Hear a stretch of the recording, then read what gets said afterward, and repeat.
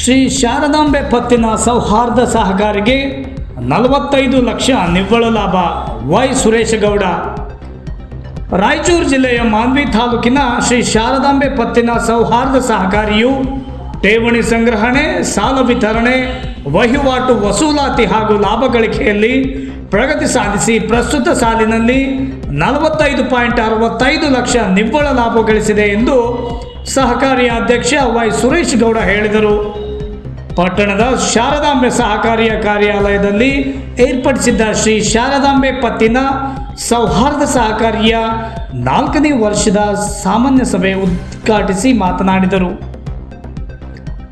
2023-24ನೇ ಸಾಲಿನಲ್ಲಿ ಸಹಕಾರಿಯು ಠೇವಣಿ ಸಂಗ್ರಹಣೆ, ಸಾಲ ವಿತರಣೆ, ವಹಿವಾಟು ವಸೂಲಾತಿ ಹಾಗೂ ಲಾಭ ಗಳಿಕೆಯಲ್ಲಿ ಪ್ರಗತಿ ಸಾಧಿಸುತ್ತಿದೆ. ಸಹಕಾರಿಯು ಪ್ರಗತಿಯು ಪ್ರತೀಕವಾಗಿದೆ ಎಂದರು.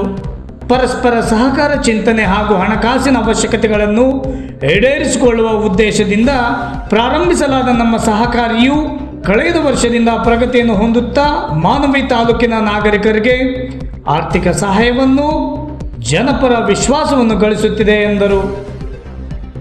ಕಾರ್ಯಕ್ರಮದಲ್ಲಿ ಉಪಾಧ್ಯಕ್ಷ ಸುರೇಶ್ ಸಂಗಾಪುರು, ಸಹಕಾರಿಯ ನಿರ್ದೇಶಕ ಶಿವಯ್ಯ ಸ್ವಾಮಿ ಹರ್ವಿ, ಸಿಇಒ ರಾಜಕುಮಾರ್, ಚಂದ್ರಶೇಖರ್ ಗೌಡ, ಪರಶುರಾಮ್ ಕೇಸರಿ, ವಿಜಯ್ ಕುಮಾರ್, ಮೌನೇಶ್, ಪ್ರಕಾಶ್ ಹಿರೇಮಠ್ ಸೇರಿದಂತೆ ಸಹಕಾರಿಯ ಸಿಬ್ಬಂದಿ ವರ್ಗ ಉಪಸ್ಥಿತರಿದ್ದರು.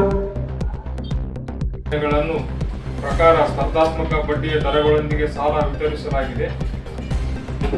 ನಮ್ಮ ಸಹಕಾರಿ ಸಂಘವು ಸ್ವಾಯತ್ತತೆ, ಸ್ವಯಂ ಆಡಳಿತ ಮತ್ತು ಸ್ವಯಂ ನಿಯಂತ್ರಣ ತಳಹದಿಯ ಮೇಲೆ ಕಾರ್ಯನಿರ್ವಹಿಸುತ್ತಾ ಬಂದಿದೆ. ಹೊಸ ಕ್ಷೇತ್ರಕ್ಕೆ ಹೊಸ ಚೈತನ್ಯ ತುಂಬುವಲ್ಲಿ ಕಾರ್ಯನಿರ್ವಹಿಸುತ್ತಾ ನಗರದ ಹಾಗೂ ಜಿಲ್ಲೆಯಾದ್ಯಂತ ಅತಿ ಕಡಿಮೆ ಅವಧಿಯಲ್ಲಿ ಜನತೆಯ ಮಾನ್ಯತೆಯನ್ನು ಹಾಗೂ ವಿಶ್ವಾಸವನ್ನು ಪಡೆದಿರುತ್ತದೆ.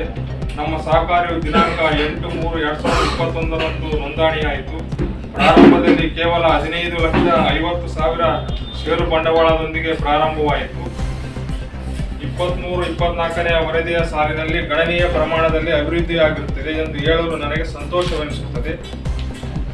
2023-24 ವರ್ಷದ ವರದಿಯ ಸಾಲಿನಲ್ಲಿ ನಮ್ಮ ಸಹಕಾರಿ ಸಂಘವು ಷೇರು ಬಂಡವಾಳ 53,14,000, ವಿವಿಧ ರೀತಿಯ ಠೇವಣಿಗಳು 17,24,39,000